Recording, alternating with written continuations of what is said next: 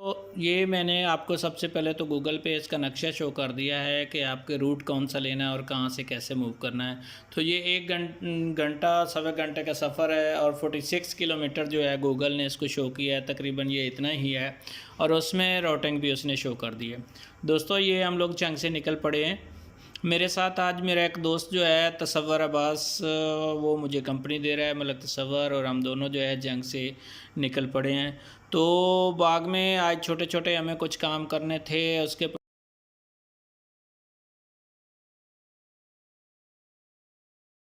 Point of view से हमने plan किया। चूँकि आज मौसम बहुत अच्छा है, हल्की फुल्की बूंदाबांदी हो रही है और इसके साथ साथ जनाब धूप की शिद्दत नहीं है और मौसम बहुत खुशगवार हो चुका है।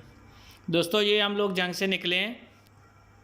सरगोदा रोड पे हमारा जो है ये फार्म हाउस और फ्रूट फार्म जो है ये मौजूद है। उसको मद्देनज़र रखते हुए हम लोग यहाँ से चल रहे हैं। आप देख रहे हैं कि मौसम इंतहाई ज़बरदस्त है। ऊपर जनाब बादल आए हुए हैं, हल्की फुल्की बूंदाबांदी हो रही है और मौसम की जो सिचुएशन है बहुत ही ज़बरदस्त हो चुकी है।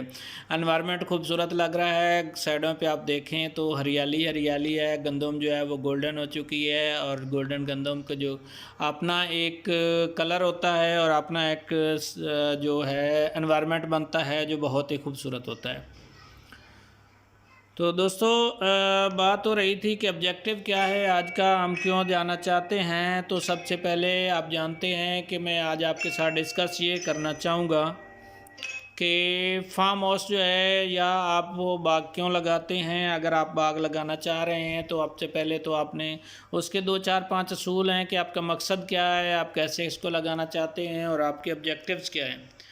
तो इन चीज़ों के मद्देनज़र रखते हुए सबसे पहले तो ये ऑब्जेक्टिव होता है कि आप फार्म क्यों लगाना चाहते हैं, फ्रूट फार्म क्यों बनाना चाहते हैं। क्या आपका कमर्शियल ऑब्जेक्टिव है या इसके अलावा आप just for taste, just for अपने खाने के लिए, जगह को खूबसूरत करने के लिए और इस ऑब्जेक्टिव की लगाना चाहते हैं।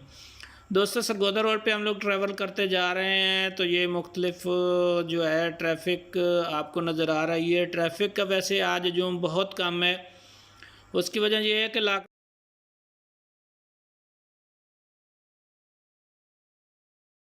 लॉकडाउन के दिन चल रहे हैं और सिर्फ वही ट्रैफिक है। हल्के फुल्के 1 2 ट्रक भी हमें नज़र आए हैं और ये थोड़ी सी जो ट्रांसपोर्टेशन स्टार्ट हुई है ये उसकी वजह से है। सीज़न आ चुका है। ये कंबाइन हार्वेस्टर जो आपको नज़र आई है इसका आपका सीज़न है। ये ट्रांसपोर्ट कर रहे हैं मुख्तलिफ एरियो को कवर करने के लिए। जो है ये कंबाइन हार्वेस्टर जो है मुख्तलिफ इलाकों को मूव कर रही हैं और उसी हिसाब से ये एरिया वाइज उसको कवरेज देंगे और एरिया वाइज हिसाब से ये अपनी कटिंग को है। और फसल जो इस वक्त तैयार है गंदम की और बारिश उसके लिए नुकसानदेह है। तो दोस्तों अल्लाह से दुआ करें कि अल्लाह ताला जो है अपनी हर चीज़ को हिफ्ज़ व अमान में रखे और इसके साथ साथ ये जो गंदम की फसल तैयार हो चुकी है उसको प्रॉपर तरीके से काट के और उसको अपने घर ले जाने के और मंडियों में जाने के लिए महफूज रखें। दोस्तों ये हम पहुंच गए हैं चुंड पुल के पास। शाहजीवना ब्रिज दरिया चनाब जो है उसके पास पहुंचने वाले हैं। मैं आपको आगे दिखाता हूं। तो ये नया जो पुल बना है, पहले जो पुल बना हुआ था वो कंबाइन था, उसमें रेल और इसके साथ साथ दोस्तों वेलकम बैक।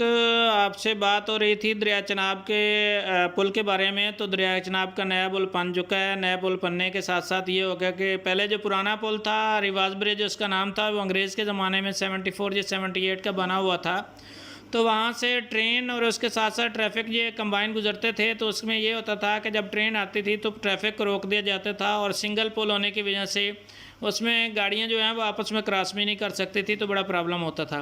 उसके बाद ये नया पुल बना है दरिया चनाब के ऊपर, शाहजीवना ब्रिज इसका नाम रखा गया है। तो ये दरिया के पुल जो है बहुत ज़बरदस्त हो चुका है। इसके बनने के बाद जो ट्रैफिक की रवानी है वो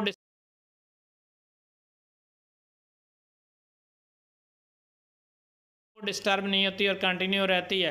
ये हम पहुंच चुके हैं जनाब दरिया के पुल पे, शाहजीवना ब्रिज पे। और हम जनाब इधर मैं आपको दिखाता हूँ कि दरिया चनाब का जो पानी है वो जनाब बहुत ही कम है और किस तरह से बह रहा है और उसके साथ साथ क्या नज़ारा है इस वक्त। चूँकि हल्की फुल्की जो है बूंदाबांदी हो रही है और इसके साथ साथ ऊपर बादल छाए हुए हैं, मौसम बड़ा ज़बरदस्त हुआ है। और ये हम जनाब पहुंच गए रिवाज ब्रिज, अपना शाहजीवना ब्रिज पे, और दरिया चनाब के नज़ारे जो हैं आपके सामने हैं।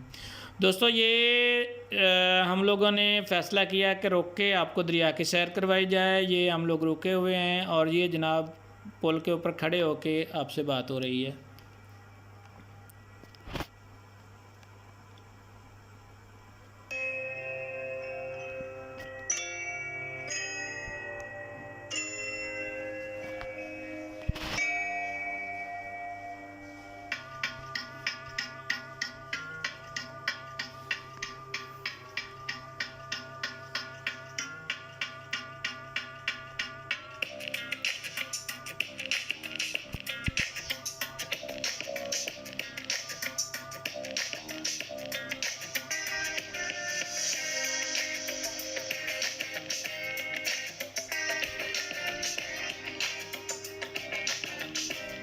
दोस्तों ये एक बड़ा ज़बरदस्त पिकनिक पॉइंट भी बन चुका है। यहाँ के इसके दोनों तरफ से फ़िश के पॉइंट स्टॉल लगे हुए हैं और दोनों तरफ से जनाब आप बैठ के वहाँ पे फैमिली के साथ फ़िश भी एंजॉय कर सकते हैं और इसके साथ साथ जो है दरिया के किनारे की सैर कर सकते हैं और पिकनिक मना सकते हैं।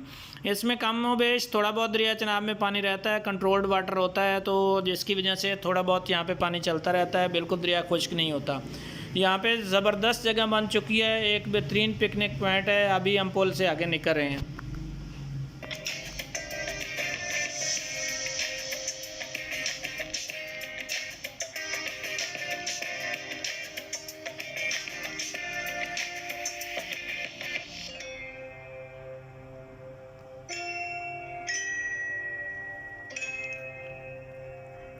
तो दोस्तों ये पुल पे अब टैक्स भी देना पड़ता है, 30 रुपये कार का टैक्स है जो अभी हम यहाँ पे करेंगे। और माशाल्लाह बड़ी खुशी हुई कि पुल में जो टोल टैक्स वाले बैठे हैं उन्होंने ज़बरदस्त और ख़ूबसूरत सा पाकिस्तान का झंडा लगा रखा है और इस झंडे को देख के बंदे का जोश और जज्बा और बढ़ जाता है।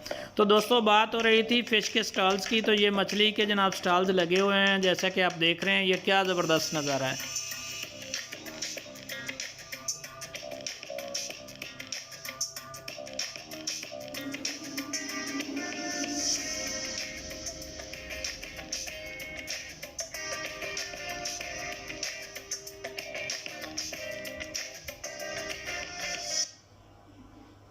तो दोस्तों आपसे बात हो रही थी कि दरिया चनाब के किनारे और स्ट्रॉबेरी की भी बात हुई। मेरी लास्ट वीडियो में भी आपने देखा कि दरिया जेहलम अपना चनाब के किनारे और स्ट्रॉबेरी।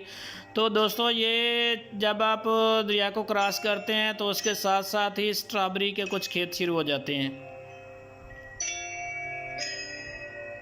तो दोस्तों ये बहुत सारे स्टॉल लगे हुए हैं यहाँ पे, रोड के दोनों तरफ पे स्ट्रॉबेरी लगी हुई है। और ये जो स्टॉल्स हैं ये जो हैं आपको एक ज़बरदस्त नज़ारे के साथ साथ यहाँ पे जो दोनों तरफ से स्टॉल्स हैं, स्टॉल्स पे आपको बेहतरीन किस्म की जनाब स्ट्रॉबेरी भी मिलती है।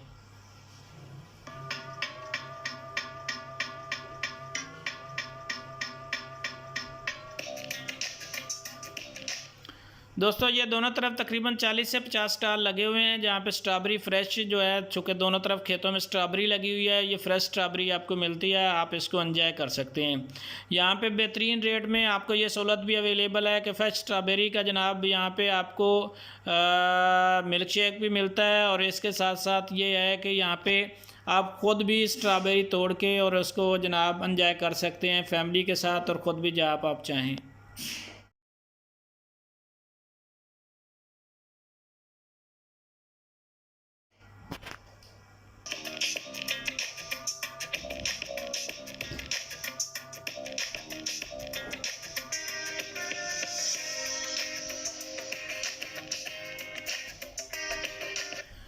जी दोस्तों आपको नज़र आ रही होगी कि जनाब दोनों तरफ स्ट्रॉबेरी लगी हुई है अमरूद के बाग के अंदर। और स्ट्रॉबेरी का जो इस वक्त जनाब ऊपर से बारिश हो चुकी है, मौसम बहुत खुशगवार हो चुका है। और ये हम लोगों ने रोक के जनाब कुछ सीन लिए हैं। ये देखें दोस्तों, ये नीचे जो है स्ट्रॉबेरी का लगी हुई है और उसके साथ साथ अमरूद का बाग है, पीछे ये आमों का बाग है, साथ में जनाब ये फार्म हाउस बना हुआ है। और ये कमाल का नज़ारा है। और इस वक्त जो ज़बरदस्त सिचुएशन ये बनी हुई है, कमाल का जनाब एनवायरनमेंट है। और जी चाहता है कि इधर ही रोक के सारा दिन खड़े रहें।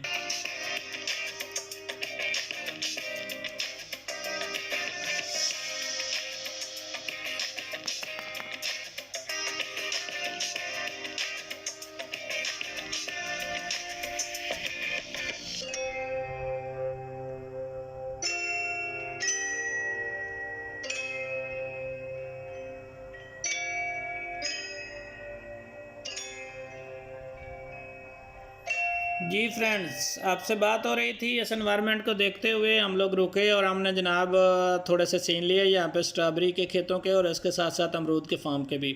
तो ये अमरूद के फार्म के अंदर ही उन्होंने ट्विन क्रॉप्स की हुई है, इसमें स्ट्रॉबेरी भी लगाई हुई है और इसके साथ साथ कुछ सब्जियां भी इसके अंदर लगाई हुई हैं। ये मैं आपको पीछे दिखा रहा हूँ और बैक पे गंदम आ रहे हैं। ये फार्म हाउस नज़र आ रहा है और रोड की दूसरी तरफ ये तकरीबन कोई 25 से 30 एकड़ के लगभग ये रकबा जो है उसमें यही स्ट्रॉबेरी लगी हुई है।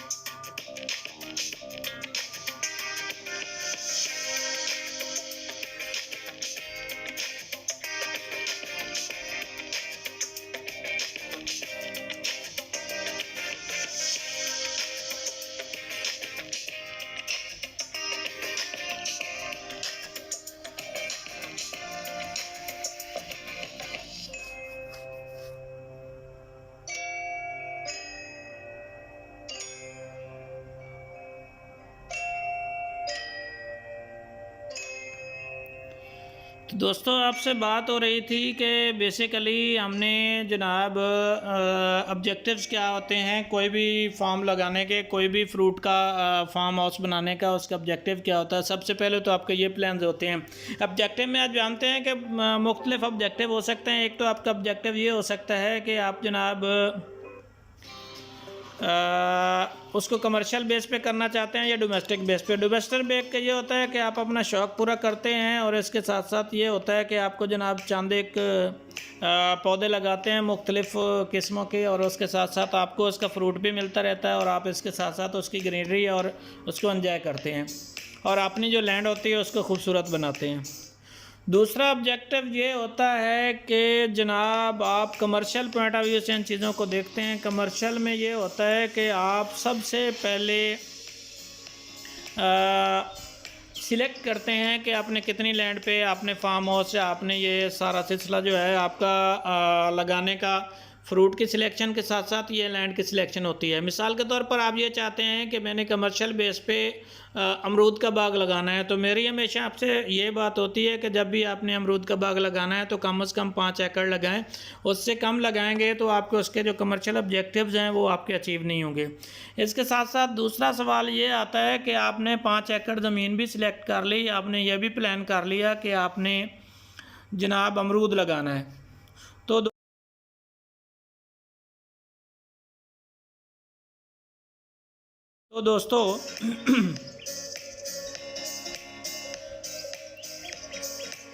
दोस्तों इस डिस्कशन के साथ साथ ज़रा गांव के नज़ारे करते हैं। हम अपनी मंजिल की तरफ बढ़ते जा रहे हैं। हल्की फुल्की बारिश हो रही है। ये जनाब मोबाइल कंपनियों के टावर्स लगे हुए हैं, रास्ते में पेट्रोल पंप बन रहे हैं, साथ साथ गंदम वाले सीन हैं। क्या ज़बरदस्त, अल्लाह अल्लाह, क्या शान है।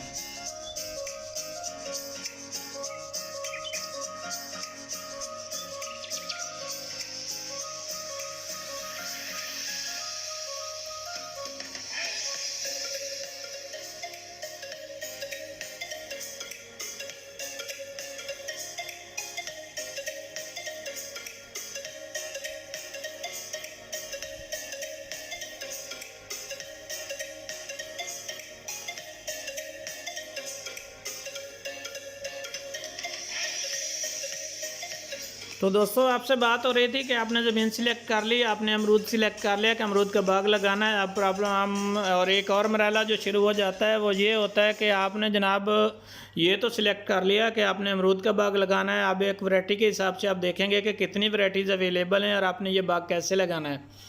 इसमें जो है सबसे मशहूर जो है वो चाइना गोला है, उसके बाद बड़ी सुराही है, उसके बाद शरकपुर से इसकी बेसिकली सारी नर्सरीज से ये सारे प्लांट आ रहे होते हैं। पत्तों की भी इसका बहुत बड़ा घर है। तो दोस्तों उसके बाद आप सोचते हैं कि ये पौधे कितने लगेंगे, आपने कैसे सिलेक्ट करने हैं, वैरायटी कौन सी बेहतर रहेगी। और इसके लिए सबसे बेहतर ये है कि आप जो ज़राई माहिरीन हैं, जो बागात के माहिरीन हैं, उनसे रब्ता करें। वो आपको प्रॉपर गाइड करेंगे कि आपने कौन सी वैरायटी लगाएं। इस वक्त मंडी के अंदर किस वैरायटी की सबसे ज़्यादा डिमांड है, कि इसका कलर बहुत खूबसूरत होता है, फ्रूट का साइज़ क्या होता है, आपकी ज़मीन के हिसाब से कौन सा फ्रूट लगाया जाए, कौन सी वैरायटी लगाई जाए जो कि सबसे बेस्ट रहती है। दोस्तों इसके साथ साथ बाज़ ये होता है कि आप गलत वैरायटी सिलेक्ट कर लेते हैं। गलत वैरायटी सिलेक्ट करने का ये है कि आपके जो कमर्शियल ऑब्जेक्टिव हैं वो अचीव नहीं होते, और आपको 3 साल बाद 5 साल बाद जो लॉस होता है वो सारे का सारा प्रोसेस लॉस में चला जाता है, और मजबूर हो जाते हैं कि 2 4 5 साल रखने के बाद आप अपने बाग को कटवा देते हैं और उसके बाद फिर से वही रिवायती फसलों की तरफ लौट जाते हैं।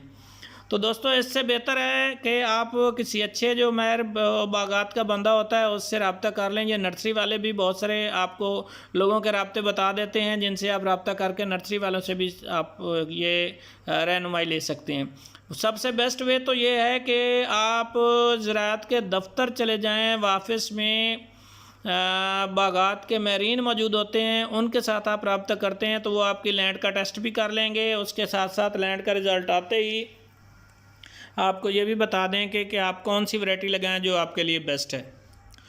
तो दोस्तों सबसे पहले आपने ये डिसाइड किया है कि आपने बाग कौन सा लगाना है। उसके बाद आपने डिसाइड किया है कि जनाब आपने बाग की वैरायटी, अमरूद को आपने अगर सिलेक्ट किया तो उसकी वैरायटी कौन सी लगानी है। तीसरी बात यह है कि आप माहिरीन के पास जाते हैं, अपने लैंड का टेस्ट करवाते हैं। तो टेस्ट के बाद जो बागात के माहिरीन हैं, जो एग्रीकल्चर रिसर्चर हैं, जो एग्रीकल्चर के एक्सपर्ट लोग हैं, जो क्वालिफाइड लोग हैं, वो आपको बताएंगे कि जनाब आप इस एरिया में कौन सा फ्रूट लगाएं और बेस्ट के। उसके बाद वैरायटी की बात आती है तो वो आपको बताते हैं कि कौन सी वैरायटी लगाएं जो कि आपके लिए बेस्ट है। तो दोस्तों इसके बाद अगला मरहला ये शुरू होता है कि आपने पौधे परचेज़ करने हैं। ये सारा प्लान आपको एग्रीकल्चर डिपार्टमेंट से मिल जाएगा कि आपने कौन से जनाब पौधे लगाने हैं, उनका फासला कितना होना चाहिए। आपकी ज़मीन में 14 बाई 14 लगाएंगे, 20 बाई 20 लगाएंगे, उसमें फसल आपने काश्त करनी है नहीं करनी है, आपने HD लगाने हैं नॉन HD लगाने हैं। ये सारे प्लान्स जो है आपको जो एक्सपर्ट लोग हैं एग्रीकल्चर डिपार्टमेंट, गवर्नमेंट से भी आपको मिल सकते हैं, प्राइवेट भी लोग मौजूद हैं जो कि आपको मशवरे देते हैं और आपको जनाब उन डिटेल उसकी सारी चीज़ें मिल जाती हैं। उसके बाद दोस्तों आपने देखना ये है कि आपने अच्छी नर्सरी से हमेशा प्लांट लेने हैं। 2-4 रुपए आपको महंगे मिलते हैं तो आपने परेशान नहीं होना। दोस्तों हमने मेन रोड छोड़ दिया है, अब हम अपने जो गांव है जो उसकी तरफ सिंगर रोड जाता है उसकी तरफ मुड़ गए हैं। तो बात हो रही थी कि प्लांट की सिलेक्शन की। हमेशा जो अच्छी नर्सरी है, मैं वैसे ये रिकमेंड करता हूँ कि अगर आपने फ्रूट का बाग लगाना है, फ्रूट फार्म बनाना है, तो आप हमेशा फ्रूट की नर्सरी लेने के लिए बेहतर ये है कि आप शर्कपुर चले जाएं। शर्कपुर नर्सरी का घर है, वहाँ हर तरह की वैरायटी अवेलेबल है, लेटेस्ट से लेटेस्ट फ्रूट की वैरायटी अवेलेबल है। आप वहाँ से बेहतरीन पौधे सिलेक्ट करें। और वहाँ पे एक और आपको बड़ा ज़बरदस्त ऑप्शन मिल जाती है कि वहाँ जितने भी नर्सरीज वाले हैं सब लोगों ने वहाँ पे लेबर रखी होती है जो कि आपको प्लांटेशन भी कर देती है। तो मामूली सी कीमत आपने पे करनी है लेबर की, और वो लेबर आपके खेत के अंदर जाके जितने भी आपके पौधे लगने हैं उनको सीधा बाकायदा स्ट्रक्चर्ड तरीके से बहुत अच्छे तरीके से उनको लगा देंगे। और आपको जनाब ये टेंशन ख़त्म हो जाएगी कि अब इनको लगाना कैसे है। पौधे सही नहीं लगेंगे तो आपके पौधे सूख भी सकते हैं और आपका लॉस हो सकता है। और दूसरा ये है कि जब आपका बाग तैयार हो जाता है तो उस वक्त दिखने में बहुत खूबसूरत लगता है, और इसके साथ साथ ये है कि वो आपको ये भी बता देते हैं कि इसकी केयर कैसे करनी है। नर्सरी से ये सारी फैसिलिटीज़ आपको मिल जाती हैं। और वैरायटी भी वहाँ रंग बिरंगी अवेलेबल होती है। उनके पास पूरा फीडबैक होता है कि पिछले 10 साल से 5 साल से ये वैरायटी चल रही है, और इस वक्त जो फ्रूटिंग में है वो बेस्ट मार्केट की क्या डिमांड चल रही है। ये सारी चीज़ें आपको वहाँ से बड़े आराम से बड़े कॉन्फिडेंस के साथ मिल सकती हैं। उन लोगों आप ऐसा करें कि 2 से 3 नर्सरी वालों से आप कंपैरिजन कर सकते हैं, चूँकि वहाँ बहुत सारे लोग हैं जो ये काम करते हैं।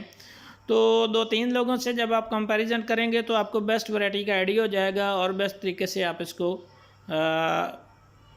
ले सकते हैं और डिस्कस कर सकते हैं, उसमें से सिलेक्शन कर सकते हैं कि आपने कौन सी वैरायटी लगानी है।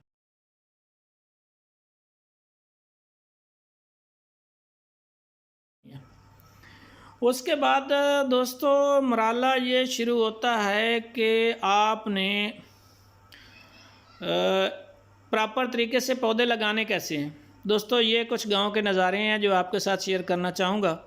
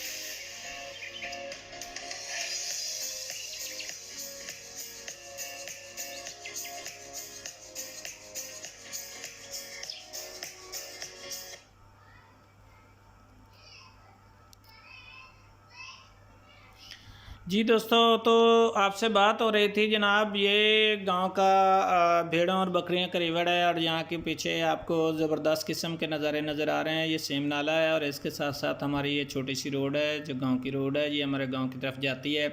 तो यहाँ पे हम इस पे ट्रैवल करते जा रहे हैं। यह मौसम बहुत अच्छा हो चुका है, बारिश तो अभी यहाँ पे नहीं हुई, लेकिन ये है कि चूँकि बादल वगैरह आए हुए हैं तो हल्की फुल्की हवा भी चल रही है, तो मौसम बहुत खुशगवार हो चुका है। दोस्तों आपसे बात हो रही थी कि आपने नर्सरीज में जाके वैरायटी सिलेक्ट कर ली। वैरायटी सिलेक्ट करने के बाद अब मराला आ जाता है कि आपने अपनी ज़मीन तैयार करनी है। ज़मीन किस तरह से तैयार करनी है उससे भी पूरी डिटेल्स आप अपने जो मैरीन है, जो इस वक्त मार्केट में, जो इस वक्त डिपार्टमेंट में लोग बैठे हैं, वो उनसे पूरी डिटेल ले सकते हैं कि किस तरह से आपने अपनी ज़मीन जो है उसको तैयार करना है। ज़मीन तैयार करने के बाद दूसरा मराला जो है वो प्लांटेशन का जाता है। तो मैंने पहले भी आपसे बात की है कि प्लांटेशन के लिए जनाब आपके पास वहाँ पे लेबर मौजूद होती है। तो सबसे बेस्ट वे ये है कि आप लेबर से प्लांटेशन करवाएं, चूँकि आपके जो लोग, आपके जो लेबर जो आपके यहाँ मकामी लोग मौजूद होते हैं उनको आइडिया नहीं होता कि किस तरह से जनाब उन्होंने इसको लगाना है। तो उनकी गलती की वजह से बहुत सारे पौधे मर जाते हैं। दोस्तों ये गांव पहुंच चुके हैं, गांव को जनाब आपके सामने है। ये गांव क्रॉस करने के बाद जनाब हम अपने फार्म हाउस में पहुंचेंगे। तो दोस्तों बात हो रही थी प्लांटेशन की। तो जो लेबर नर्सरी वालों के पास मौजूद होती है, उस लेबर का सबसे बड़ा फ़ायदा ये है कि वो एक्सपर्ट होते हैं अपने काम के। तो वो बड़े कॉन्फिडेंस के साथ, सुकून के साथ, बड़े आराम के साथ जनाब वो आपको लगा देते हैं। और उसका फ़ायदा ये होता है, एक तो आपके टाइम बच जाता है, आपका जनाब पौधे फुल तरतीब में लगते हैं, उनके सारे सिस्टम स्ट्रक्चर सेटलमेंट होती है, उनका एक्सपीरियंस होता है, वो बिल्कुल बड़े आराम के साथ इसको लगा लेते हैं। और जितना बड़ा से बड़ा प्लाट होता है वो उसको कॉन्फिडेंस के साथ लगाते हैं। और इसके साथ साथ चूँकि उनकी एक्सरसाइज और एक्सपीरियंस होता है तो उनके लिए मसला नहीं होता। इसके बाद दोस्तों प्लांटेशन जो है वो बहुत बड़ा रोल प्ले करती है। आपका जो बाग है जब वो तैयार हो जाता है तो प्लांटेशन अगर प्रॉपर तरीके से की है तो उसको पूरी धूप और हवा और रोशनी मिलती है। तो आप जानते हैं कि नेचुरल सिस्टम है, ये रोशनी, हवा और धूप की वजह से आपके फ्रूट का जो साइज़ है वो बहुत ज़बरदस्त होता है, उसका कलर बहुत अच्छा होता है। और इसके साथ साथ जो आपके बेनिफिट्स हैं, जो कमर्शियल ऑब्जेक्टिव्स हैं, वो सब अचीव हो जाते हैं। तो दोस्तों ये गंदम जनाब इस वक्त तैयार है, हम अपने गांव में पहुंच चुके हैं। ये गांव को हम लोग जनाब क्रॉस कर रहे हैं, ये अपने फार्म हाउस और डेरे की तरफ मूव कर रहे हैं। तो दोस्तों बात हम कर रहे थे प्लांटेशन की। तो आपने प्लांटेशन कर ली, प्लांटेशन करने के बाद जनाब उसकी केयर है, तो वो लोग बाकायदा आपको गाइड करते रहते हैं। अब तो एग्रीकल्चर ऑफिसर जो है वो बाकायदा विज़िट भी करते रहते हैं गांव के अंदर, चूँकि आपका जो नज़दीक तरीन उस ऑफिस, उस एरिए का जो एग्रीकल्चर ऑफिसर है वो विज़िट भी करता रहता है और आपको बताता रहता है कि इसकी किस तरह से केयर करनी है और प्रॉपर तरीके से इसको किस तरह से जनाब हमने इसका सारी जो केयर है, पानी कब देना है, किस तरह से लेके चलना है, वो सारा निज़ाम जो है उसको आपको गाइड करते रहते हैं। और इसके साथ साथ आपको ये भी बताते रहते हैं कि कहाँ से आपने, अल्लाह ना करे कि आपको बाग को कब ज़रूरत पड़ जाती है जनाब किसी स्प्रे वगैरह की, तो वो पूरी डिटेल्स उसकी आपको बता देते हैं। इसके साथ साथ आपने कब पानी लगाना है, उसके खाले कैसे बनाने हैं, उसका जनाब प्रॉपर तरीके से जो गोडी है वो कैसे करनी है, इसको खाद कब देनी है, ये सारा प्रोजेक्ट जो है आपको ज़राअत ऑफिसर गाइड कर देते हैं और आप आसानी से ये सारा प्रोसेस कर लेते हैं। लो दोस्तों, हम लोग फार्म हाउस में पहुंच चुके हैं। अपने दरिया को क्रॉस करके फार्म हाउस पे सीधे चले गए हैं। तो वहाँ जनाब बारिश स्टार्ट हो गई है। ये जनाब बारिश के नज़ारे एंजॉय करें।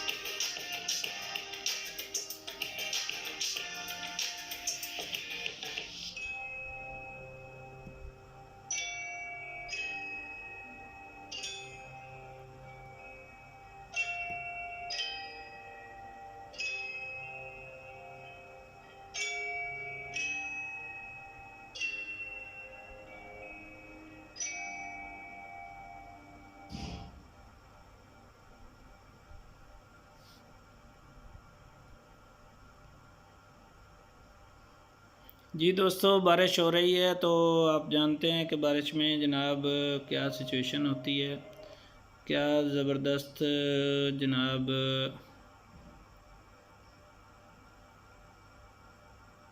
एनवायरनमेंट बना हुआ है। और बारिश शुरू होने से अभी थोड़ी देर बारिश ख़त्म होती है तो हम फार्म हाउस में जाएंगे और अपना जो है काम उसको स्टार्ट करेंगे।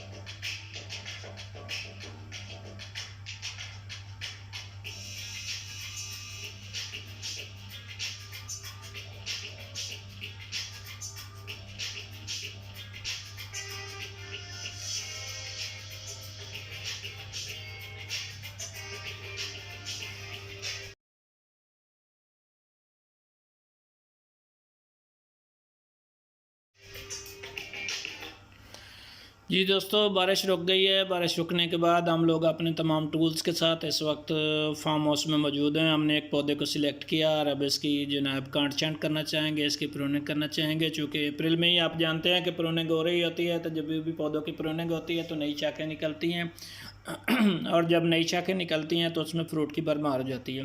तो दोस्तों, आज हम लोग इसीलिए यहाँ पे आए हैं और आपका आज का ऑब्जेक्टिव भी यही है कि आप लोगों को बाग की सैर करवा दें और इसके साथ साथ ये भी बता दें कि ये किस तरह से हम इस प्रोसेस को चलाते हैं और हमने प्रूनिंग करनी है और किस तरह से इसका सारा सिलसिला चल रहा होता है। कुछ टूल्स देखें। ये सबसे पहले मेरे पास प्रूनिंग कटर है। मैं आपको अपने टूल्स दिखाना चाहूँगा। इसको किस तरह से यूज़ करते हैं ये आपके सामने है। छोटी शाखें काटने के लिए इसको यूज़ किया जाता है। उसके बाद ये मेरे पास एक दाव इसको बोलते हैं, एक हैंडी कटर है।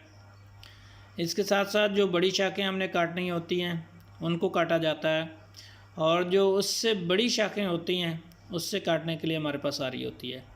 तो किस तरह से इन टूल्स को यूज़ करते हैं, आओ हम इसको एक्सरसाइज करते हैं और देखते हैं कि हम किस तरह से प्रूनिंग इन टूल्स के साथ की जाती है।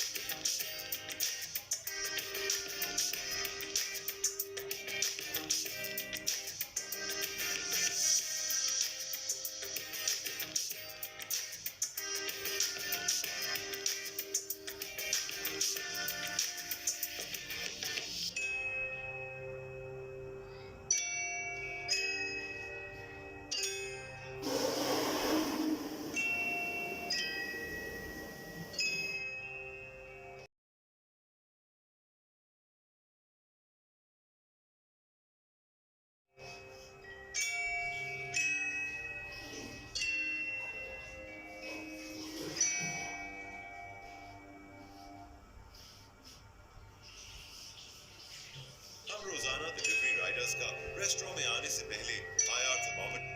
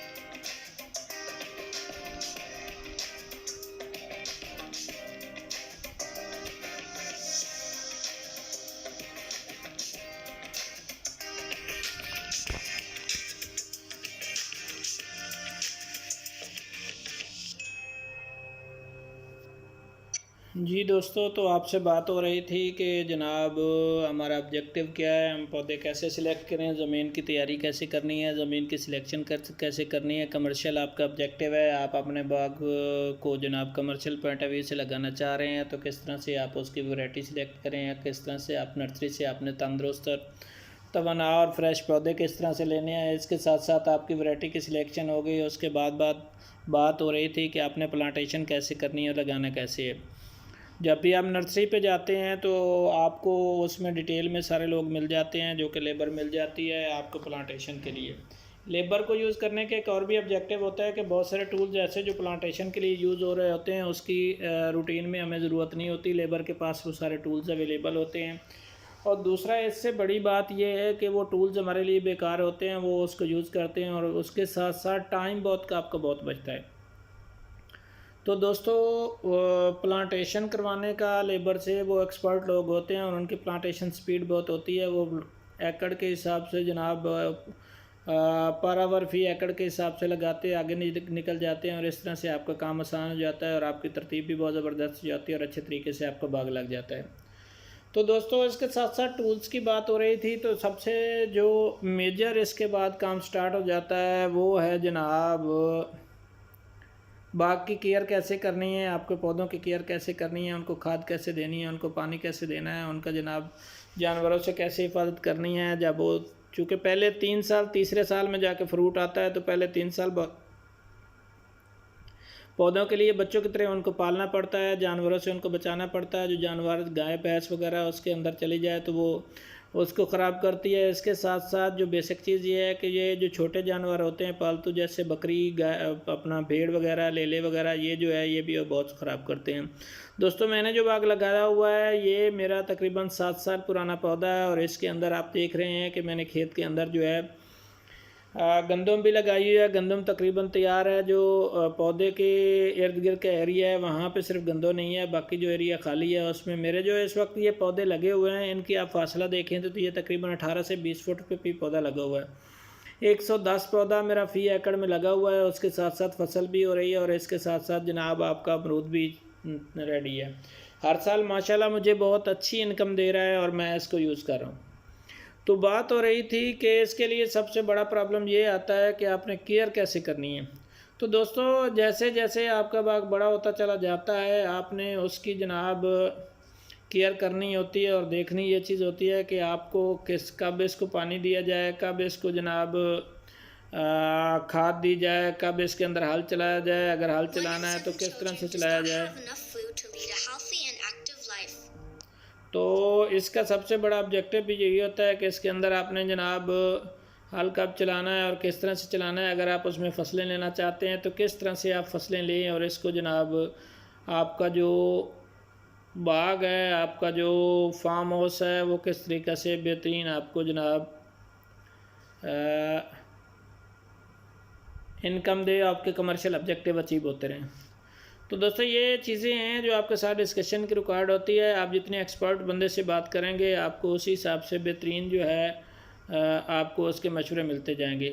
अगर आप किसी ऐसे बंदे के पास चले जाए जो इन चीज़ों को नहीं समझता और प्रॉपर तरीके से आपको मशवरा नहीं मिलता, तो 5 साल के बाद आपका लॉस हो जाता है और आप बड़े परेशान होते हैं, और आपके पैसे के साथ साथ आप ज़मीन भी खाली रहती है और आपको टेंशन अलहदा होती है, और आपने जो इनिशिएटिव लिया था, जो एक आपका ऑब्जेक्टिव था, वो अचीव नहीं होता और आपको टेंशन होती है। तो इसलिए बेहतर ये है कि पौधों के से पहले फ्रूट की सिलेक्शन अपनी ज़मीन के रिकॉर्ड के हिसाब से, ज़मीन के तजिए के हिसाब से आप लें। उसके साथ साथ सेकंड ये होता है कि किस तरह से आप अपने इस सिलसिले को बेहतर कर सकते हैं। जी दोस्तों इस वक्त साथ साथ जो है वो प्रूनिंग भी हो रही है, कटिंग भी हो रही है।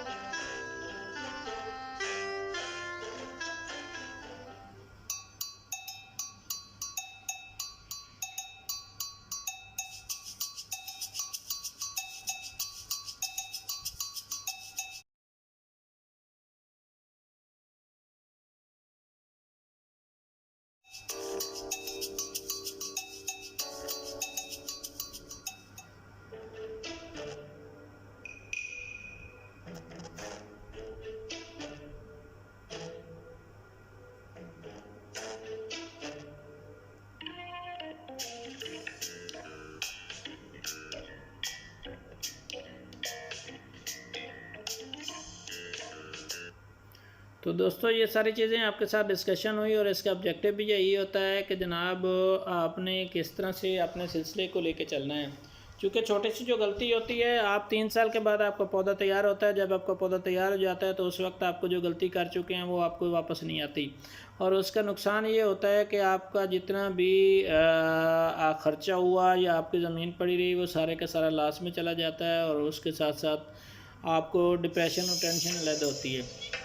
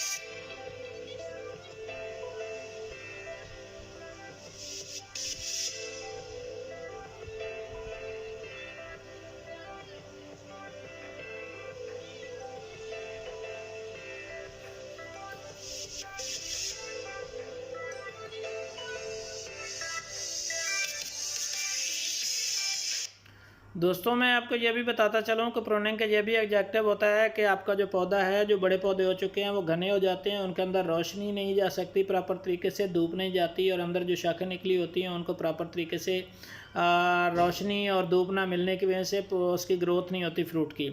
तो जब प्रॉपर तरीके से उसके अंदर हवा चली जाती है, धूप चली जाती है, रोशनी मिलती है, तो जो ग्रोथ होती है इसकी फ्रूट की वो बहुत ज़बरदस्त होती है। तो ये भी एक ऑब्जेक्टिव होता है, इसलिए जनाब आपके पौधों की प्रूनिंग की जाती है ताकि उसको प्रॉपर तरीके से हवा मिले। ये पौधा जो आपके सामने है जिसकी प्रूनिंग हो रही है, आप देख रहे हैं कि इसकी जब हमने स्टार्ट किया था तो उस वक्त क्या सिचुएशन थी और करंट क्या सिचुएशन है। कुछ जो शाखें नई निकल चुकी हैं तो हम कोशिश कर रहे हैं कि उन शाखों को डिस्टर्ब ना किया जाए और उसका जो डेड पोर्शन है वो काट दिए जाएँ, ताकि जो शाखें हैं वो अच्छे तरीके से ग्रो कर सकें और मैक्सिमम फ्रूट और मैक्सिमम बेनिफिट हमें मिल सके।